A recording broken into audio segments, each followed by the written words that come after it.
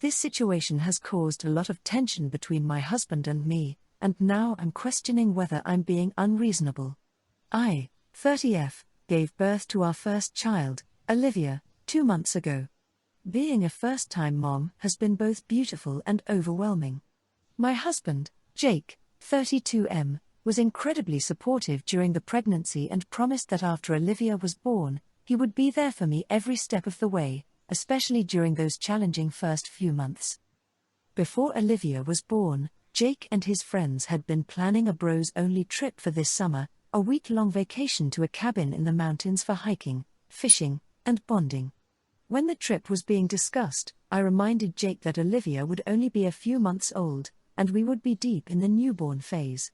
He reassured me that if things got too tough, he would cancel the trip to help me out, and I trusted him. Now that Olivia is here, things have been harder than I anticipated. Between the sleepless nights, breastfeeding struggles, and just trying to adjust to motherhood, I've been feeling overwhelmed. Jake has been helpful, but I can tell he's excited about this trip, which is coming up next month. Last week, I asked Jake if he could consider canceling the trip, reminding him of his promise. I told him that I'm struggling and that having him gone for a whole week would be really tough on me. He seemed surprised and a bit hurt that I was asking him to cancel. He said he's been looking forward to this trip for months, and that he needs a break, too. He also pointed out that his parents live nearby and could help if I needed support while he was away. I understand that Jake needs a break and wants to spend time with his friends, but I can't help feeling like this is a time when I really need him by my side. I tried to explain that while I appreciate his parents' help, it's not the same as having him here. Jake said that I'm being unfair by asking him to cancel the trip after all the planning that went into it and that I need to trust him to make sure I'm supported even if he's not physically there. Now, we're at a bit of a standoff. Some of my friends think I should let him go, saying that it's important for him to have some time away, especially after all the stress of becoming a new dad. But others agree that it's too soon for him to take off for a week, and that he should prioritize being home with me and Olivia. Comment 1. You were uncomfortable for 9 months, you went through labor, you are now breastfeeding, what the FK does he need a break from? He was a giant when he even planned this trip. He was a bigger when he lied about canceling, and he's the giant gaping insanely awful now that he thinks it's unreasonable for you not to want him to be gone for an entire week when you're already overwhelmed. It doesn't seem like you'd want his parents to stay for that week while he's gone. This made me furious. I hope this is his only misstep, though I doubt it. NTA. Comment 2. I assume Jake will be looking after Olivia for a week once you stopped breastfeeding and can go away for a break. Let Jake know that if he uses his parents as free childcare, it will result in a further week of rest being required. Jake seems oblivious to the struggles you are facing with your child, and selfishly prioritizes his own needs over you and Olivia. Comment 3. Absolutely NTA. It clearly shows what his priorities are. Trips are rebookable, replanable, but moments with a newborn aren't. It's a one-and-done situation, and leaving the emotional and physical labor of having a child to the mom who's already been through so much having been pregnant is bad. He's your husband, and should be there with you every step of the way automatically. The fact he's choosing the brother's trip over his wife and kids sucks. My 24F sister, 26F, called me and asked me if she could stay the week as she missed me and we're both free. I said yes because I did miss her. We're both college students, she's in her final year and I'm in my second year, we live in different states. My sister came down and slept on my couch as I have a 1-bedroom apartment. Monday and Tuesday was great, we went out together, did some shopping and had some sisterly time. Wednesday came and I had to go to work. I asked her if she's all right staying in the apartment by herself and she said yes. Whilst on my lunch break, I was searching for my credit card. My backpack has a specific section that's hidden away where I put my valuables in such as my cell phone, wallet and keys etc. I searched and my wallet wasn't there. I texted my sister and asked if she'd seen my wallet. She replied no and said she'd look for it. I have Apple Pay so I could still purchase some lunch. I got home, she said she found it on top of my sock drawer. I was suspicious as I went in there yesterday morning and knew it wasn't in there. When I got home I logged into online banking. I saw a total of $1,545.32 been withdrawn across 2 accounts. I had strong suspicions that it was my sister and told her I'm calling the police as someone's withdrawn money from my accounts. It didn't take long for her to confess that she took my wallet and used the money. My sister is a golden child who never in trouble. I was sick and tired of her getting away with everything. Not only that, it's money I can't afford to lose. I told her I'm calling the police and I want to press charges. My sister kept crying, screaming and begging to not call the police as she would have my money in 24 hours' time. As I was speaking to the dispatcher on the phone, my sister was trying to grab the phone from my hand. After she failed, she ran to the room, called our parents, and whilst on the phone to 911 my parents were constantly trying to call me. As soon as I hanged up, within 1 second they called back. The dispatcher said they were sending a police officer out to my address. As I hanged up and waited for the dispatcher to arrive, I saw 30 missed calls from my parents. I turned my phone off till the officer got here as they kept calling. The officer arrived and detained my sister. They took down my statement and I showed them my evidence. They said because she stole $1,500 it's a felony and they will be charging her. I called my parents after to explain the situation. They shouted at me down the phone telling me I shouldn't have called the police as they would have paid it back within an hour and that I've ruined her life. Comment 1. NTA. And if she is such a golden child as you say, it is time she learns the world will not bend over backwards for her to get out of trouble for her mistakes. She stole from you, that is a felony and she is going to have to face the consequences for her actions. Your parents saying they would have paid within the hour just prove they are enabling her entitlement and are not willing to make her understand what she did was wrong. This is obviously going to put a strain on your relationship with all of them, but it is a lesson that needed to be enforced.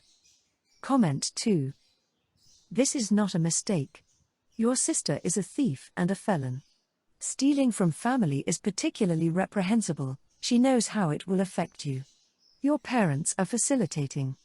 Who knows what else she's done to people who matter less to her than her own sister? She's old enough to understand exactly what she was doing to you.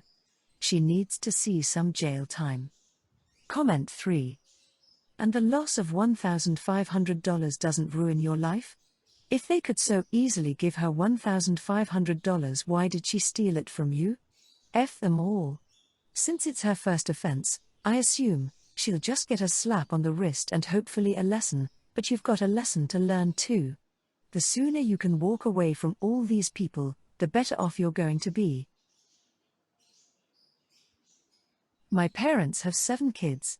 There's me, 16M, Kayla, 13F, Robin, 12M, Sam, 10M, Lacey, 8F, Zoe, 6F, and Robbie, 4M. They only ever intended to have 2 kids, and even with me and Kayla alone, they'd still struggle. My parents don't have great jobs. We never had much space in our house to begin with, and now we're all crammed in. I started working at 13 to get money so I could pay for stuff I needed, like a laptop, which I didn't have access to when my school first shut down. We didn't even have internet then. My parents swore they were done with Robbie and they'd get us back on track and that I wouldn't need to work just to pay for stuff I needed for school. The weight of being the oldest is already a lot and I have paid for stuff before. I babysit so my parents can work nights or get a break. I take care of the house most days so they can focus on earning money. But it's a lot and we're really too big of a family for what we can actually afford. My parents get help from the government, but it doesn't go far because they're not good with money or with buying groceries. When no baby came right after Robbie, I thought they were serious and I started to think about my future. I'd love to learn to cook better and work in a restaurant. Not college exactly because we could never afford it and my grades aren't good enough, but something. Then Monday my parents sat us down and told us they're having another baby and Mom is like 14 weeks pregnant. They knew for 7 weeks and didn't want to tell us until they were ready. My siblings were mostly surprised, but me? I said not again. I think I even cried a little, which caught me off guard because I'm not a crier usually. This was apparently enough to break me though. My parents got so angry at me and told me to check my attitude. I told them they gave me this attitude by being so reckless and putting so much on me, and now they've broken their promise and we're going to struggle even more than before. They told me to stop acting like they're doing something to me, that accidents happen and they'd never abort, even if they could. They told me to focus on making things okay and less on being so negative. I know people say that having money isn't as important as long as you have a loving family, and maybe that's true for some people. But mine feel like a weight I have to carry and not something I'm blessed with. They're a responsibility on me, a burden really. And maybe that's awful to say, but it's how I really feel. I hate worrying about what'll happen if they can't afford the bills, or if my laptop breaks and I can't afford to fix it or get a new one.